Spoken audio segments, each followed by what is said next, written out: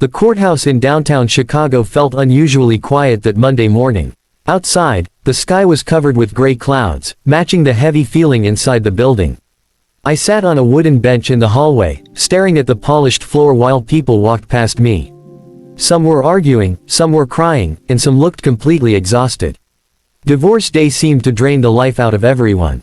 Across the hall, my wife Emily stood beside her lawyer, whispering and occasionally glancing in my direction. She looked confident, almost relieved.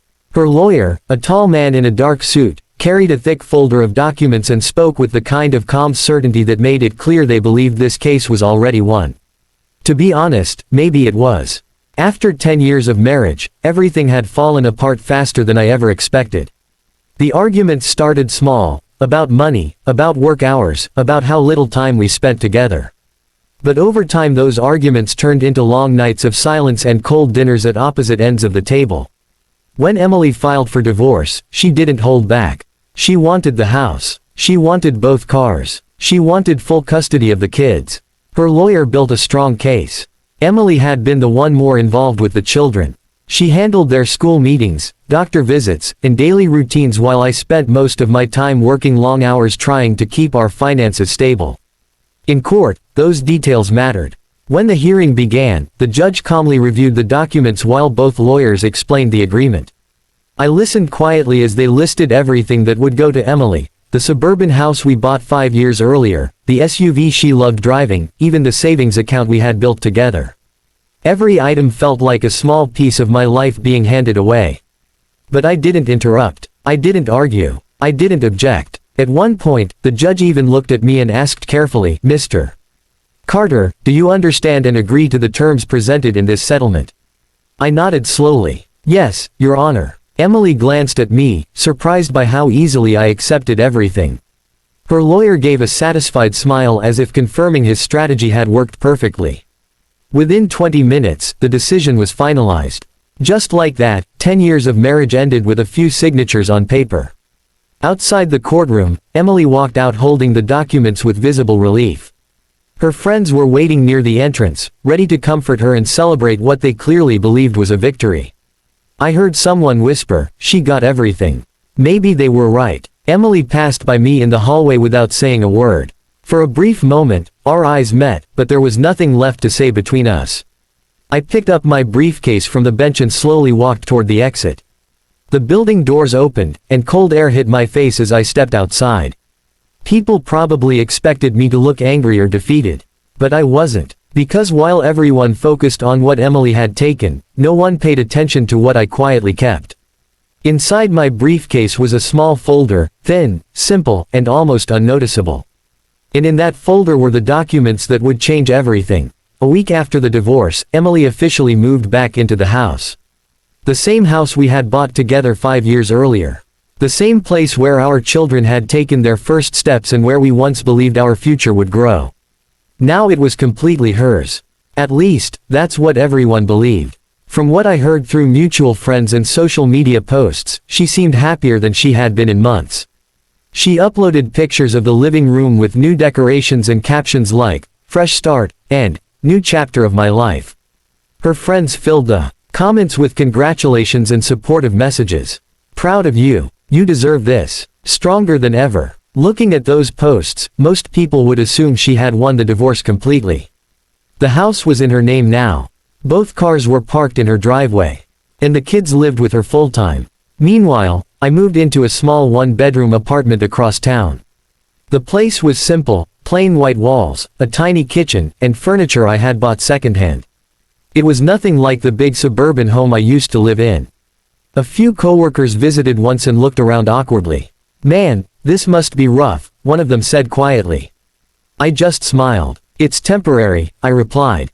The truth was, I didn't need much. The apartment was quiet, peaceful, and most importantly, free from arguments and tension. For the first time in years, my mind felt clear. Still, people assumed the worst. My brother called me one evening. "I heard Emily took everything," he said. "Why didn't you fight harder?" I leaned back on the couch, staring at the ceiling. "Because sometimes fighting isn't the smartest move," I told him. He didn't fully understand, but I didn't bother explaining. The reality was far more complicated than it looked on the surface. Emily had insisted on keeping every major asset during the divorce negotiations. Her lawyer pushed aggressively for it, arguing that stability for the children required her to stay in the house and maintain the same lifestyle. I didn't argue once. What they never questioned, however, were the details attached to those assets. The house wasn't as simple as it appeared. It came with property taxes, maintenance contracts, and a renovation loan we had taken 2 years earlier. The nicer SUV also had a remaining financing balance. And then there were a few business-related obligations connected to some of our shared financial accounts.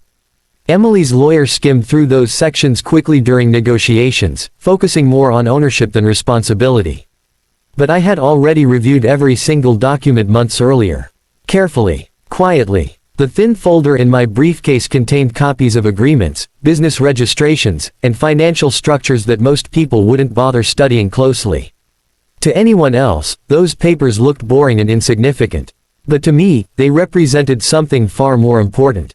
Protection. Late one night, sitting alone in my apartment, I opened the folder again and slowly flipped through the pages. Each document reminded me of the long nights I had spent planning, calculating, and preparing for a situation I hoped would never happen. Yet here we were. Emily believed she had taken the entire life we built together. The house, the cars, the family home. And maybe, for now, it looked exactly that way.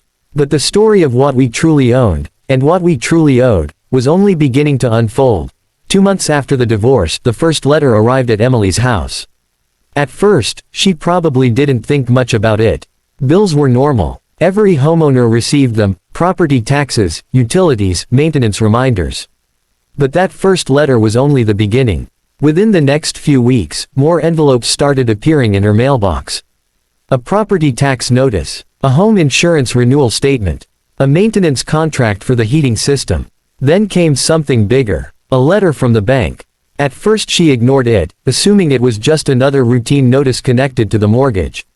But when the second letter arrived marked, urgent financial obligation, she finally opened it. Inside were documents referencing a loan connected to a small business account. Our business account. The same account we had used years earlier when we started a small consulting company together. At the time, it seemed like a smart idea. Emily handled the administrative side while I managed the technical work. But the company never really succeeded. After a couple of difficult years, the business began losing money, and eventually we stopped focusing on it altogether. However, some of its financial structures, loans, contracts, and obligations still existed on paper. And now those obligations had a new owner.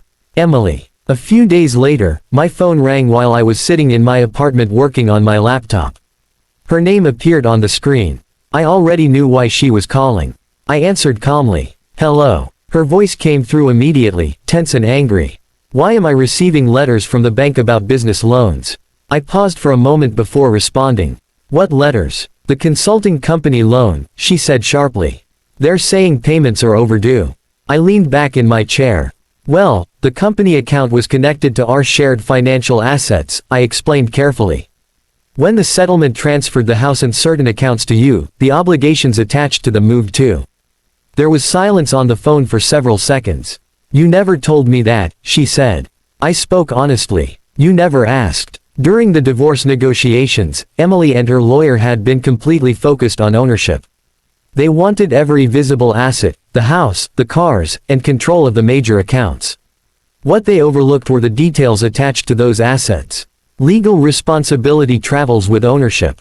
If someone takes the property, they also inherit the financial commitments connected to it. And there were quite a few. Property taxes for the house had increased significantly that year. Maintenance costs were higher than expected. And the remaining business loan still had years of payments left. Emily sounded overwhelmed. This is thousands of dollars, she said. I can't handle all of this alone. I remained quiet for a moment before answering. Emily, this was part of the settlement. She sighed heavily on the other end of the phone. What she still didn't realize was something even more important. While the failing consulting company had been tied to our shared assets, I had quietly separated something else long before the divorce began. A new project. A technology startup I had started building quietly 2 years earlier. Unlike the old company, this one had never been registered under joint ownership. It belonged to only one person. Me. And while Emily was now dealing with the weight of the past, my future was just beginning to take shape. By the end of the year, life looked completely different for both of us. Emily was still living in the house, but the excitement she once showed online had slowly disappeared. The cheerful posts about her new beginning had stopped. Instead, the reality of managing everything alone had started to weigh on her. Owning a large house wasn't as simple as it sounded during the divorce. Every month there were new expenses. Property taxes continued to rise. The heating system broke down during winter and needed expensive repairs. The SUV she had insisted on keeping still had loan payments attached to it.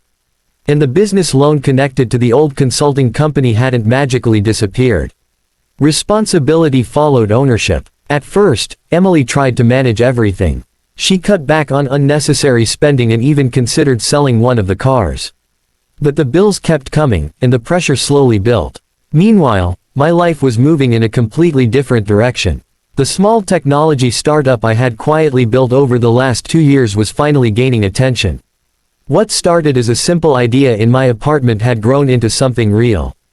At first, it was just me working late nights with a laptop, writing code and contacting potential clients. Slowly, a few early users began testing the software. Then a small tech blog mentioned our platform. That single article changed everything. Within weeks, new customers started signing up. Emails from potential partners appeared in my inbox. A few investors even asked to schedule meetings. For the first time in years, I felt genuine excitement about the future. 6 months later, I moved from the small one-bedroom apartment into a modest but comfortable condo closer to the city center. I also hired 3 employees to help manage the growing workload. The company was no longer just an idea. It was becoming a real business. One evening, almost a year after the divorce, my phone rang again. This time the call came from Emily. Her voice sounded very different from before, less angry, more tired. "Can we meet?" she asked quietly. I agreed, and we met a few days later at a small cafe not far from our old neighborhood. When she arrived, I noticed immediately how stressed she looked. The confidence she had shown during the divorce was gone. After a few minutes of awkward silence, she finally spoke. "I didn't realize how expensive everything would be," she admitted. I nodded but didn't say much. She continued. "The house, the loans, everything. It's overwhelming." For a moment, neither of us spoke. Then she looked at me. "I heard your company is doing well," she said. I gave a small smile. "It's growing." She looked down at her coffee cup, thinking. I guess I was so focused on winning the divorce that I didn't think about the future. I understood what she meant. During the divorce, everyone believed Emily had taken everything important, the house, the cars, and control of the life we built. But in the end, those things were only pieces of the past. While she was fighting to keep what already existed, I had quietly focused on building something new. And sometimes, the most valuable thing you can keep is the future no one else sees coming.